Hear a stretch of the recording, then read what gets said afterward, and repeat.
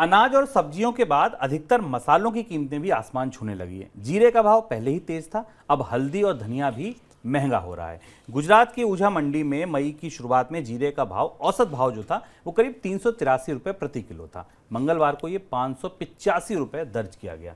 तेलंगाना की निजामाबाद मंडी में हल्दी का औसत भाव 50 रुपए किलो से बढ़कर 98 रुपए किलो हो गया। इसी तरह धनिया, इलायची, सौंफ की कीमतें भी तेज हो रही हैं। मई की शुरुआत में 177 रुपए किलो बिकने वाली सौंफ अब 250 रुपए प्रति किलो बिक रही है। मसालों की महंगाई बढ़ने से रिटेल महंगाई में बढ़ोतरी हो सकती है, आपकी थाली और महंगी हो सकती है। सर, मसालों में ये आग क्यों लग गई? मसालों की पूरी बास्केट में, पूरी टोकरी में कीमतें बढ़ने लगी हैं और कीमतें बढ़ने की कई सबकी अपनी अलग अलग वजह है, हर मसाले की अलग अलग वजह हैं। लेकिन हमें बताते चलें कि पिछले पूरे एक साल से अगर आप देखें तो भारत की खुदरा महंगाई में मसालों की, स्पाइसेस की महंगाई दहाई के अंक में है, 10 से 12% के आसपास है।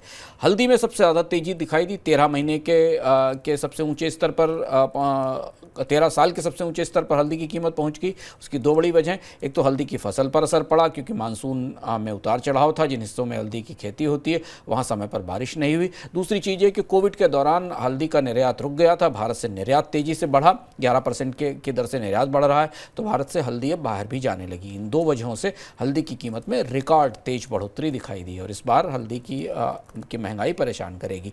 लगभग ऐसी ही स्थिति हमको जीरे और बाकी मसालों में भी दिखाई दे रही। वहाँ भी मानसून और मौसम के खराब होने का असर है, बुवाई कमज़ोर होने का असर है और मांग और आपूर्ति के बीच गहरे अंतर का असर है। और इसलिए जीरा का प्राइस अगर देखें तो मुंबई के मार्केट में और गुजरात के मार्केट में करीब 40% के आसपास होलसेल प्राइस में बढ़ोतरी हो चुकी है।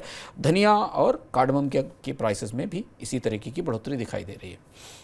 देश भर में बुआई पिछड़ने की वजह से मक्का की कीमतों में उछाल देखने को मिल रहा है। कीमतों में बढ़ोतरी की वजह से पोल्ट्री इंडस्ट्री को लागत भी बढ़ रही है, क्योंकि पोल्ट्री इंडस्ट्री मक्के को रॉ मटेरियल के तौर पर फीडिंग के लिए इस्तेमाल करती है। इसकी वजह से उसकी लागत बढ़ गई है। बता दें कि कर्नाटक और महाराष्ट्र में मानसून की बरसात कम होने की वजह से मक्का की बुआई पिछड़ गई है, जिसका असर कीमतों पर दिखाई दे रहा है। सर, अब तक तो केवल बात चावल तक की थी, धान तक की थी कि उसकी बुआई पिछड़ रही थी, अब अन्य फसलों पर भी इसका असर दिखने लगा है। हाँ, जो ताज़ा आंकड़ा हमारे पास कृषि मंत्रालय से मिल रहा है उस हिसाब से जो भारत में खरीफ की बुआई है उसके दायरे में आने वाला जो रकबा है वो करीब 54%, सामान्य बुआई से केवल 54% ही पहुँचा है। यानी अभी करीब 40% के आसपास बुआई पिछले साल से कम है और इसका असर हमें कई सारी फसलों पर दिखाई दे रहा है। दालों के बारे में हम लगातार बात कर चुके हैं। इससे दाल और पैडी की बुआई में तो काफ़ी कमी दिख रही है। महाराष्ट्र में 17%, कर्नाटक में 26%, बंगाल में 13%, झारखंड में 42%, उड़ीसा में 16%, बिहार में 36% तक दाल की और पैडी की, धान की बुआई में कमी आई है। लेकिन मक्का भी अब इसके दायरे में आ गई, क्योंकि जिन क्षेत्रों में मक्के की खेती होती है और वहाँ या तो पानी बहुत ज़्यादा बरस गया है और इस बार का मानसून अब जाकर नॉर्मल स्थिति में आता दिखाई दे रहा है।